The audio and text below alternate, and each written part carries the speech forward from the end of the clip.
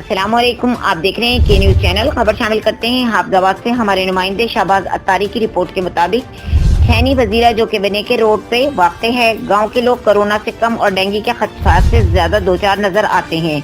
एक अजाब खत्म नहीं होता, दूसरा सर पर होता है, क्योंकि इलाके के चेयरमैन और इंतजामी उमूर संभालने वाले लोग सिर्फ इलेक्शन की हद तक ही नजर आते हैं, जबकि वोट लेने होते हैं तो आते रहते हैं, फिर बाद में कोई पुरसाने हाल नहीं होता।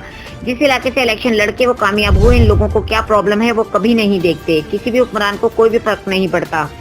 गांव में नकासी आपका कोई खातिर खा इंतजाम नहीं, जिसकी वजह से लोग बीमारियों में आए रोज मुब्तला रहते हैं। इस इलाके में ना ही पानी साफ मैसर है, बल्कि नकासी आपकी वजह से गंदा पानी अवाम के घरों में घुस जाता है, जिसकी बिना पर निजाम जिंदगी बिल्कुल मफलूज होकर रह जाती है।